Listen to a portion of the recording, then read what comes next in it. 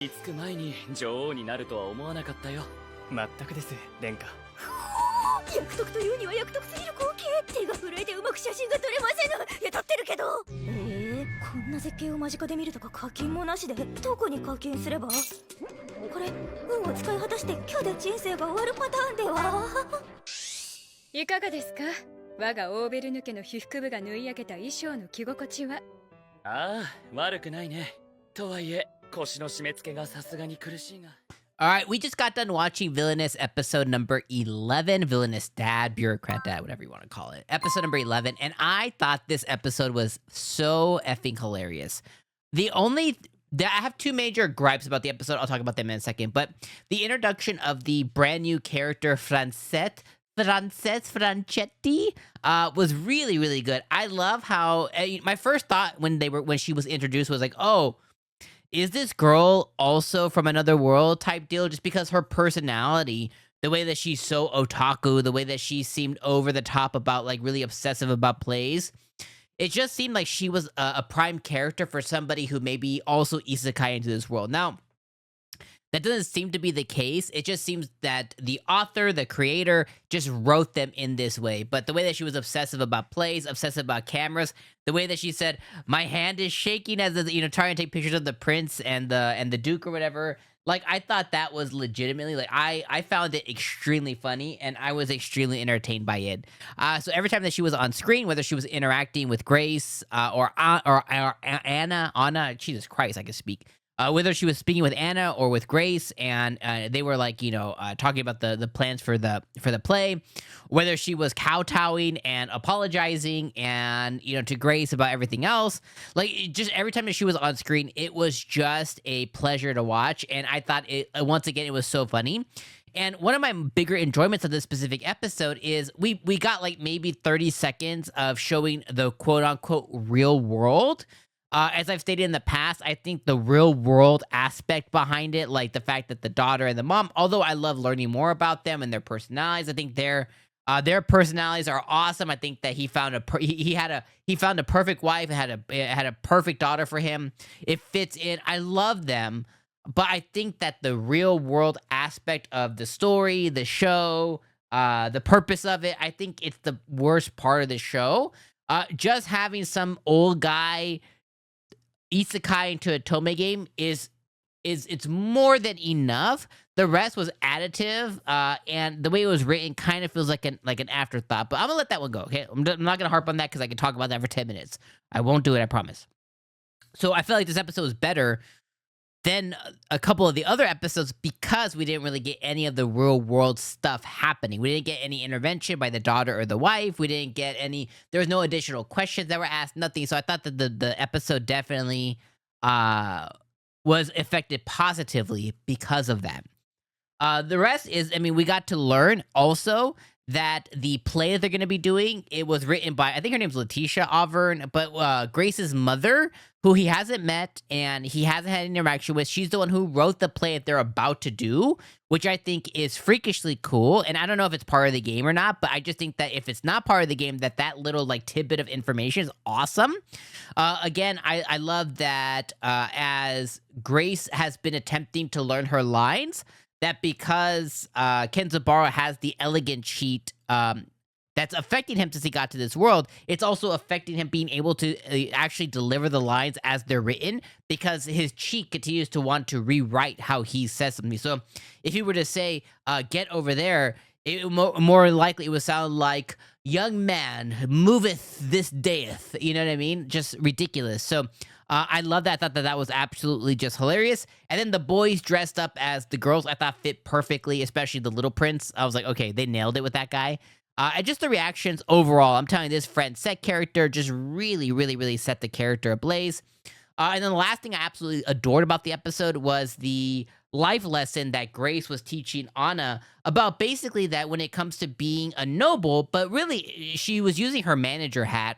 When it comes to being a leader or manager or like when you lead people, she basically taught her a lesson of how to use others' talents. And that is what being a good noble, being a good leader is all about, is not tackling everything yourself, but using the intellect and different skill sets of people around you, and that's how you could be the most effective. And I love that. You know what I mean? I love that. In the real world, that's basically what I do in life. I'm a leader manager in my actual job role in real life.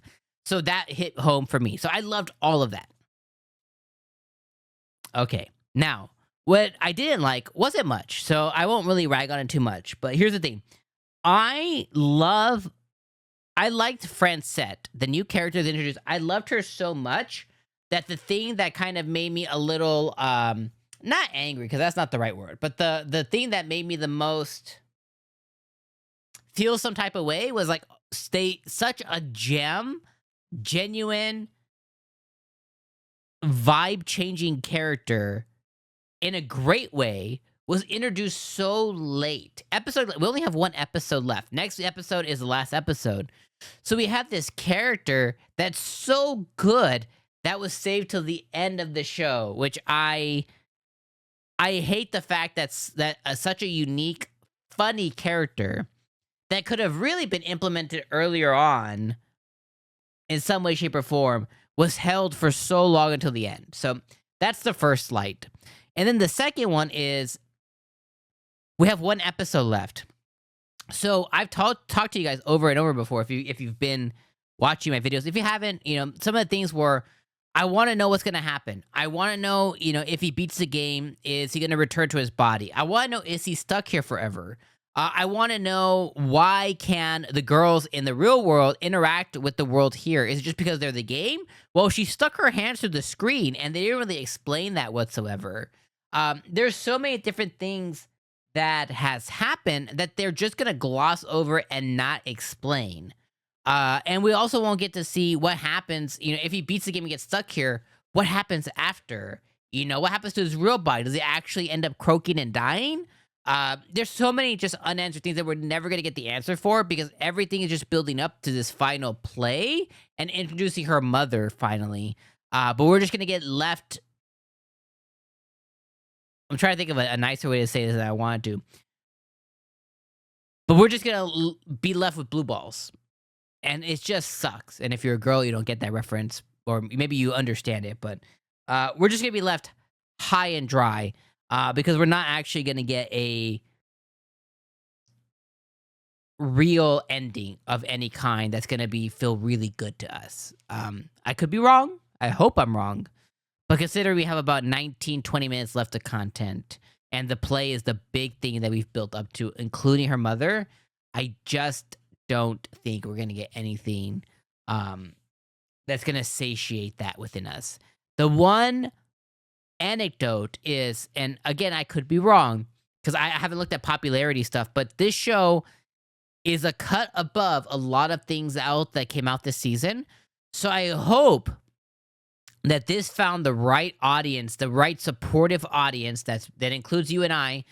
But in reality, I hope this found the right audience in Japan because that'll determine if we get a season 2. And I really hope that we do because I would love to see a season 2 for this one, genuinely. And what sucks is more than likely, depending what part of the world you're in, but if you're in the Western side of the world like I am, doesn't matter how much we support it on Crunchyroll or High Dive or streaming sites or whatever, because they don't look at that. Like, it's a piece of their income pie, but they don't honestly look at that. They base it off of, did it do well with their audience in Japan? Were their ratings up when this was on and televised? Was this on Bilibili? Did this do really well on Bilibili in Japan, which is a similar like Crunchyroll type deal? And lastly, did this increase their, I don't know if it was light novel, but did this increase their light novel and or manga sales? If it checked those boxes, we'll get a season 2. If it didn't, unfortunately, we probably just will never see an end to this, which sucks. So, it is what it is. Appreciate you guys being here. I'll see you guys next week for the last episode. Shout out to Dr. Dre. Peace out.